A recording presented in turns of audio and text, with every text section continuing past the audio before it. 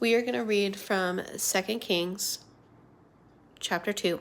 We're going to start at verse 23, where it says Elijah is jeered. Now, Elijah is Elijah's successor, right? After Elijah was taken up, Elijah took over that mantle, right? So let's go ahead and jump in.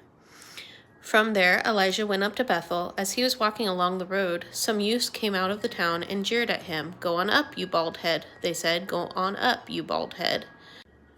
He turned around and looked at them and called down a curse on them in the name of the Lord. The two bears, circle the word bears, came out of the woods and mauled 42 of the youths, and he went on to Mount Carmel, whatever, and from there returned to Samaria. Let's talk about this.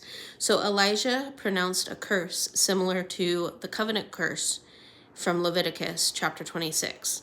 So the result gave warning of the judgment that would come on the entire nation should it persist in disobedience and apostasy. And that can be referenced in 2 Chronicles 36, verse 16.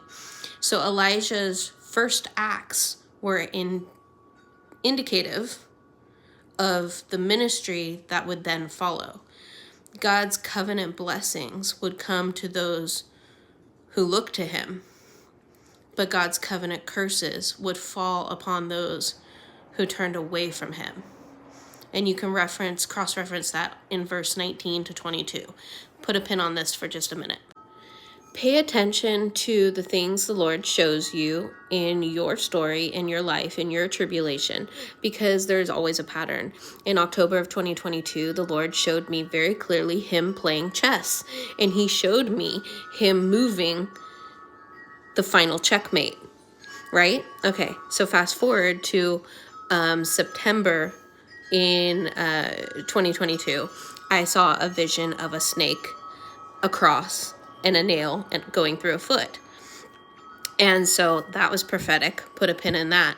Fast forward to this last year, a little over a year ago, I moved into the location that I'm in, and the Lord gave me a vision. And a year later, an object in that vision just suddenly appeared. I didn't own it. I had no way of having it. Then fast forward in January of this past year, the Lord had me buy a bunch of frames to paint the outer on, and he led me to purchase this. Cardinals mean prophetic promises. And then, of course, the dove, which I painted, and then that as well. The Lord is always speaking.